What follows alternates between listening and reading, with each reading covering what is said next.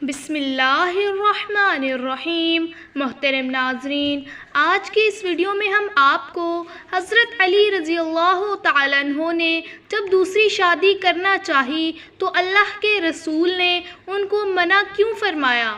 اسلام میں جب 4 شادیوں کی اجازت ہے تو حضرت فاطمہ رضی اللہ تعالیٰ عنہ کی زندگی میں جب حضرت علی رضی اللہ تعالیٰ عنہ نے دوسری شادی کرنی چاہی تو اللہ کے رسول نے آپ رضی اللہ تعالیٰ عنہ کو کیوں روک دیا۔ اس قصے کی تفصیل یہ ہے کہ فتح مکہ کے بعد جب ابو جہل کا خاندان مسلمان ہو گیا تو حضرت علی رضی اللہ تعالیٰ عنہ نے اس کی بیٹی سے، جس کا نام کسی نے جویریہ، کسی نے غورہ اور کسی نے جمیلہ بیان کیا ہے، نکاح کرنا چاہا۔ لڑکی کے خاندان والوں نے کہا کہ ہم رسول اللہ صلی اللہ علیہ وآلہ وسلم کی بیٹی پر بیٹی نہیں دیں گے جب تک آپ صلی اللہ علیہ وآلہ وسلم سے پوچھ نہ لیں۔ چنانچہ انہوں نے اس کا ذکر حضور صلی اللہ علیہ وآلہ وسلم سے کیا۔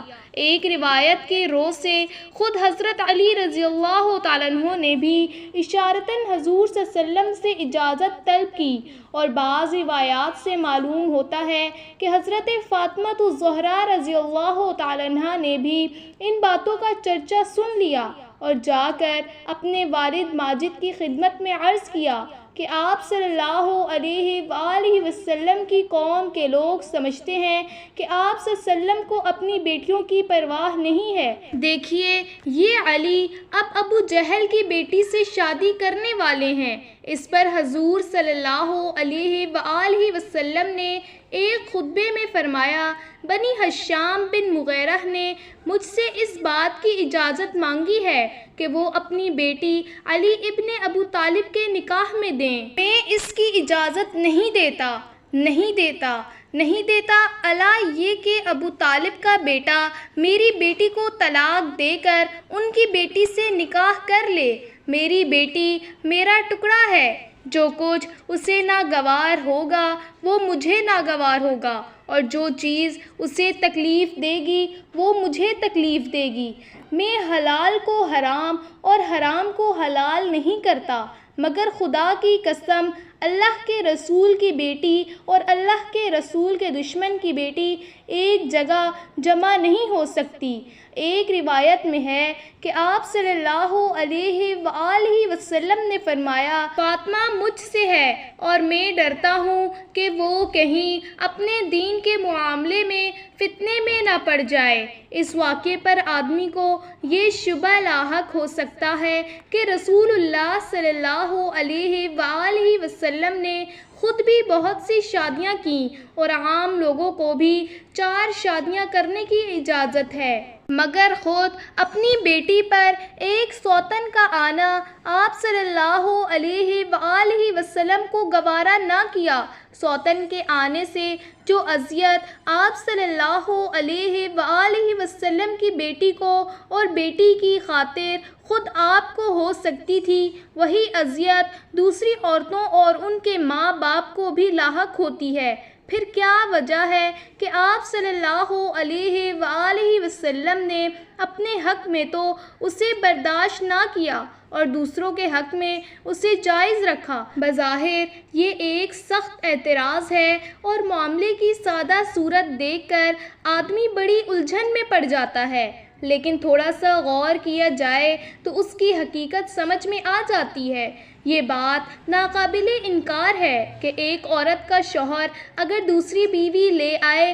تو اس عورت کو فطرتاً یہ ناگوار ہوتا ہے، اور اس کے ماں باپ اور بھائی بہن اور دوسرے رشتہ داروں کو بھی اس سے اذیت ہوتی ہے۔ شریعت نے ایک سے زیادہ نکاحوں کی اجازت اس مفروضے پر نہیں دی کہ یہ چیز اس عورت کو اور اس کے رشتہ داروں کو ناگوار نہیں ہوتی جس پر سوتن آئے، بلکہ اس پرامر واقعے کو جانتے ہوئے شریعت نے اس لیے اسے حلال کیا، اور دوسری اہم ترین اور معاشرتی مصلحتیں اس کو جائز کرنے کی متقاضی ہیں۔ شریعت یہ بھی جانتی ہے کہ سوکنے بہرحال سہیلیاں اور شوہر شریک بہنیں بن کر نہیں رہ سکتی، ان کے درمیان کچھ نہ کچھ کشمکش اور چپکش ضرور ہوگی اور خانگی زندگی تلخیوں سے محفوظ نہ رہ سکے گی، لیکن یہ انفرادی قباحتیں اس عظیم تر اجتماعی قباحت سے کم تر ہیں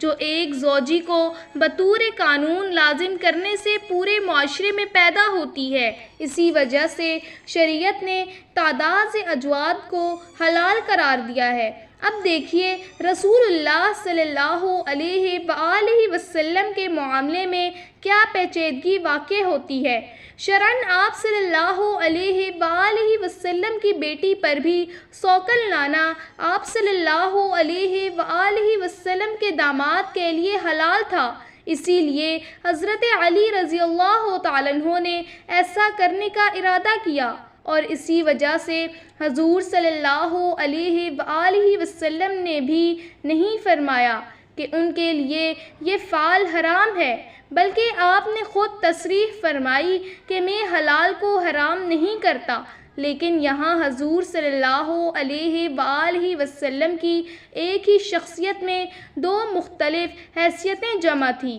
ایک حیثیت میں آپ انسان تھے اور فطرتاً یہ ممکن نہ تھا کہ آپ کی صاحبزادی کے گھر میں سوکن آنے سے تلخی پیدا ہو، اس کا تھوڑا یا بہت اثر آپ کی طبیعت پر نہ پڑے۔ دوسری حیثیت میں آپ اللہ کے رسول تھے اور رسول کی حیثیت سے آپ کا مقام یہ تھا کہ آپ کے ساتھ اگر کسی کے تعلقات خراب ہو جائیں اور کوئی شخص آپ کے لیے موجب اذیت بن جائے تو اس کے دین و ایمان کی بھی خیر نہ تھا۔ اسی وجہ سے حضور صلی اللہ علیہ وآلہ وسلم نے حضرت علی رضی اللہ تعالیٰ عنہ کو بھی اور بنی ہشام بن مغیرہ کو بھی اس کام سے روک دیا، کیونکہ اگرچہ شرعاً یہ حلال تھا مگر اس کے کرنے سے یہ اندیشہ تھا کہ یہ چیز حضرت علی رضی اللہ تعالیٰ عنہ اور ان کی دوسری بیوی اور اس کے خاندان والوں کے ایمان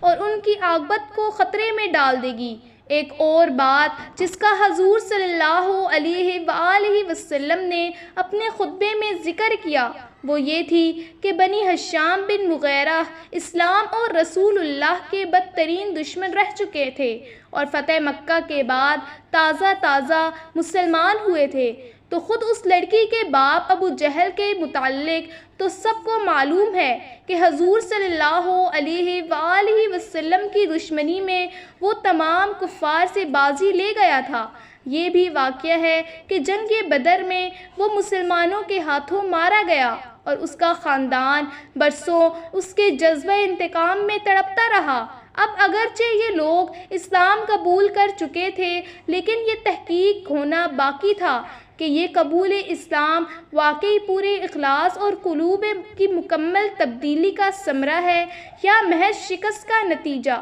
اس حالت میں اس خاندان کی لڑکی اور وہ بھی خاص ابو جہل کی بیٹی کا اس گھر میں سوکن بن کر پہنچ جانا جہاں رسول اللہ صلی اللہ علیہ وآلہ وسلم کی صاحبزادی ملکہ بیت تھیں، بڑے فتنوں کا سبب بن سکتا تھا۔ ان لوگوں کی تعریف فقط تو کی جا سکتی تھی اور کی بھی گئی، لیکن اسلام کے ساتھ ان کے تعلق کا حال جب تک ٹھیک معلوم نہ ہو جائے انہیں عین خاندان رسالت میں گھسا لانا اور خود رسول اکرم صلی اللہ علیہ وآلہ وسلم کی صاحبزادی کے بالمقابل لا کھڑا کرنا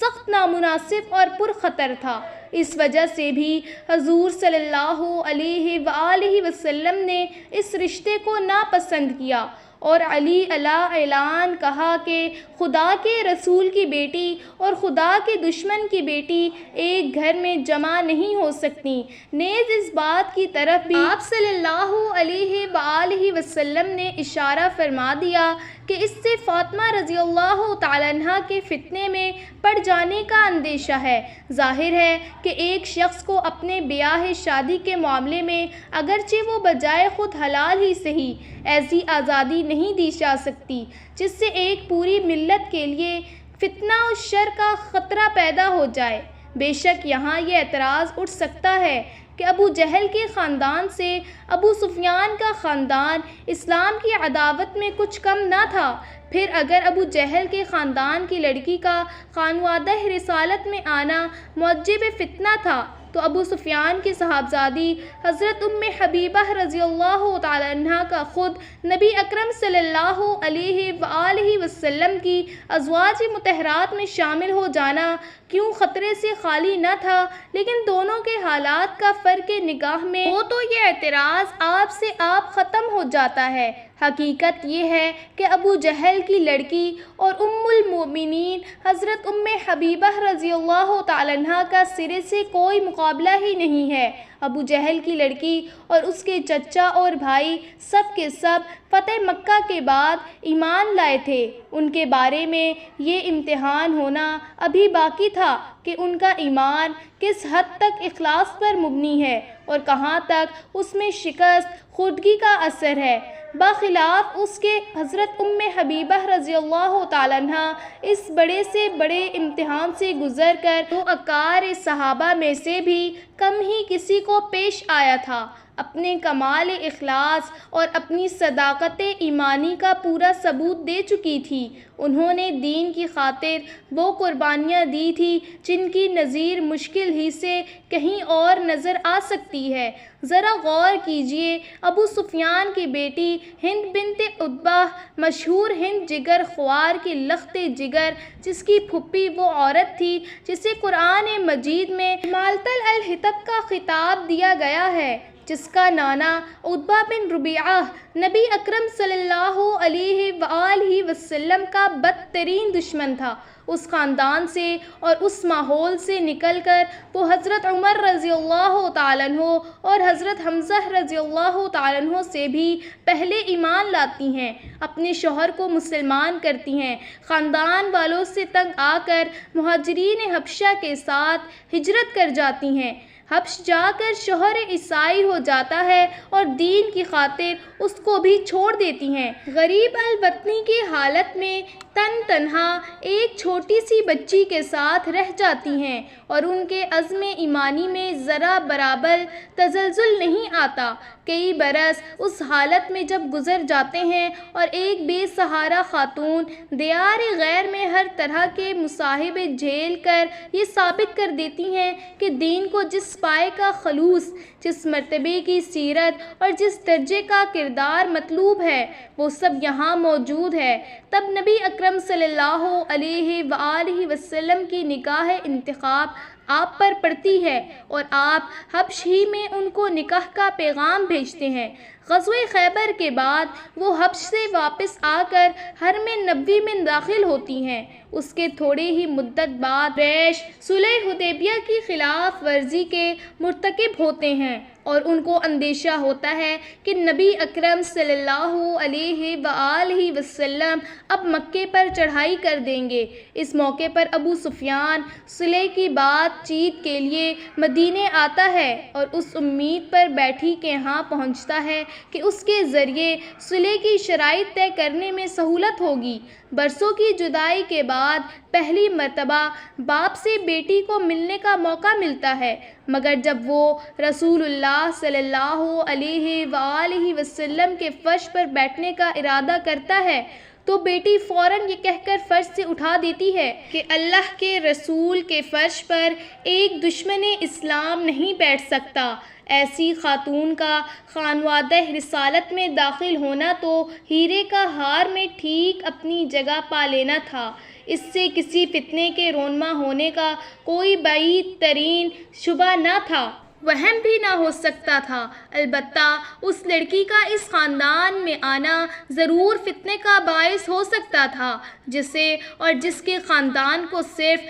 فتح نے اسلام میں داخل کیا تھا اور اسلام میں آئے ہوئے جس کو ابھی صرف چند مہینے ہی ہوئے تھے، اسی کے بارے میں یہ سوال پیدا ہو سکتا تھا کہ اسلام اور نبی اکرم صلی اللہ علیہ وآلہ وسلم کی عداوت کے اثرات سے اس کا اور اس کے خاندان والوں کا دل پوری طرح پاک ہوا ہے یا نہیں۔ ناظرین، آج کا واقعہ اچھا لگا ہے اور اسی طرح کے اسلامک اور معلوماتی واقعات سننے ہیں تو ہمارے چینل کو سبسکرائب کریں۔